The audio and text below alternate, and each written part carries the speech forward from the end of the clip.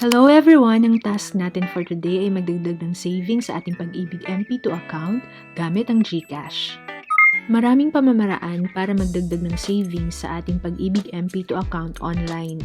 Isa na rito ay ang paggamit ng any Mastercard, JCB or Visa credit or debit card.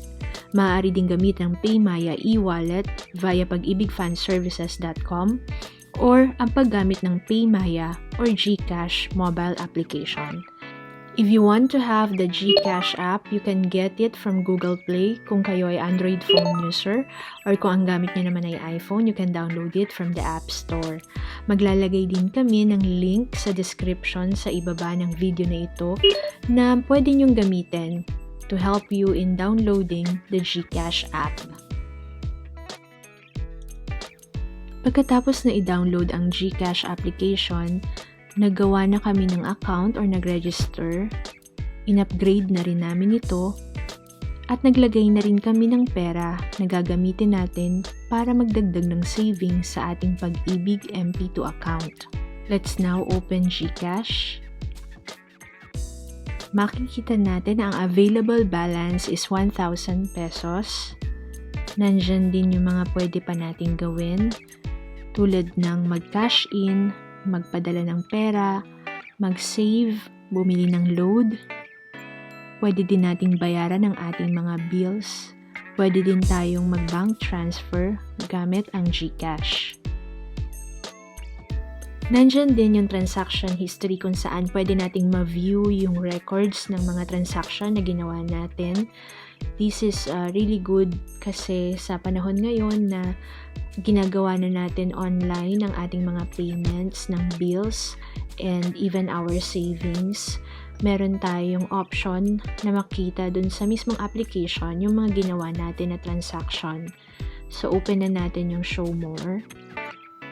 Under Show More, makikita na natin yung My Dashboard. Nandyan din yung Pay Bills, Fund Management, Financial Services, and then meron din silang Lifestyle and Shopping. And then kapag dinrag natin siya pababa, makikita ulit natin yung Bills Payment. Dito naka-specify na kung ano-ano yung klase ng bills na pwede nating bayaran, and we can see that there's a government. Under the government, nandito yung mga agencies like BIR, BFA, NBI, NSO, Pag-ibig, and SSS. So, subukan natin yung Pag-ibig. Ang Pag-ibig, nakalagay agad dyan yung payment will be posted within 3 business days, which is excluding weekends and holidays. Sa type, we have to select the type ng payment na paglalagyan natin. There are 3 types. Members contribution, which I believe is the regular mandatory savings. Modified Pag-ibig 2 savings is our MP2, and also the housing loan. Pwede na rin siyang bayaran via GCash. Piliin natin yung Modified Pag-ibig 2 savings or MP2. After that, we have to enter the 12-digit MP2 number na meron tayo nung ginawa natin yung ating MP2 account. For example, it's 1234567891012. Yan yung 12-digit MP2 number, for example. And then, ang amount is 500 pesos. We have to select a period covered from, the month, date, and year. Pipili tayo dyan. So, pwede nating baguhin or piliin kung anong date natin gusto. So, piliin natin yung February 24, 2021. And then, yung period covered to, ganun din. Pipiliin din natin kung anong date.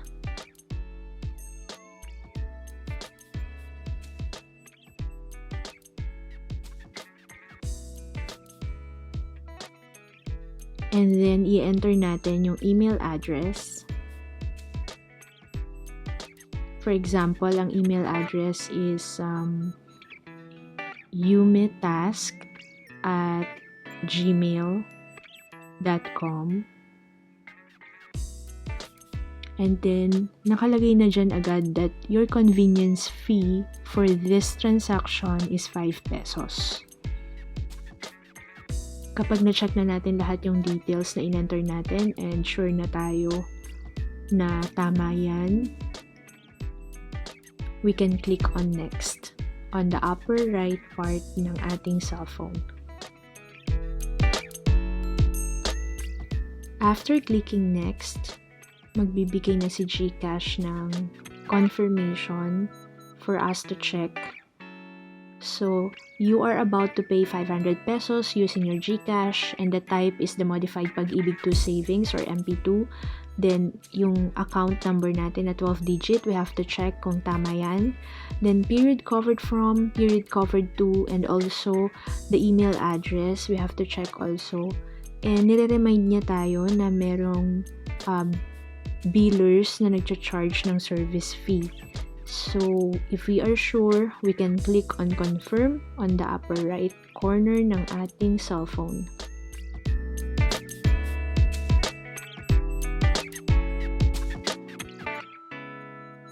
And then, magbibigay na siya ng receipt with the reference number, payment received for Pag-ibig, the amount of 505 pesos using your GCash.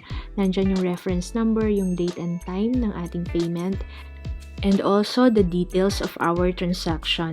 There's also a note saying this has been processed and your payment will be posted within 3 business days. Now we have to do our screenshot or use the download button on the upper left corner of our screen and click on done. Ngayon, nakita natin na from 1,000 pesos, naging 495 pesos na lang yung ating available balance. Na-deduct na agad yung ating binayad sa ating Pag-ibig MP2 savings account. Let's try to open the transaction history kung naka-record na ba yung ating transaction kanina. Your latest transactions will reflect within 24 hours, so it's not yet there. Let's try to open the envelope on the upper right corner. It's the inbox. Nandyan yung mga message sa atin. Your bills payment status. Let's try to open that. Your bills payment status, your transaction to Pag-ibig amounting to 500 pesos with fee 5 pesos has been processed and your payment will be posted within 3 business days. And they also gave us the reference number.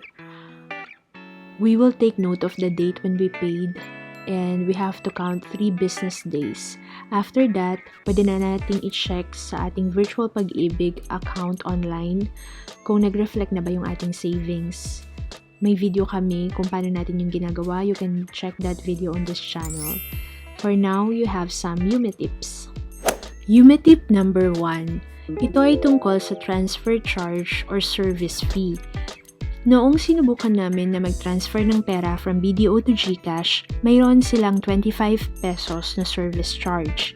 Pero noong sinubukan namin na mag-transfer from BPI to GCash, wala silang transfer charge or service fee. Yume tip number 2. Always secure a copy of your receipt, transaction, or reference number as a proof of payment. Remember to do screenshots, i-save ang mga images ng ating transaction online. Lalo na ngayon, karamihan ng mga payments ay ginagawa na natin online. Ito yung katunayan na nagbayad tayo.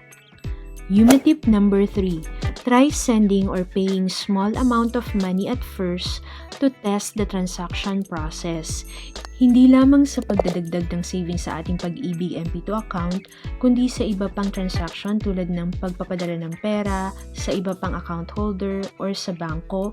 Try muna natin na i-test ng maliit at kapag naging successful, saka natin ito dagdagan. Huwag kalimutang mag-like, hit the subscribe button, and click on the notification bell para sa mga susunod pa nating task sharing.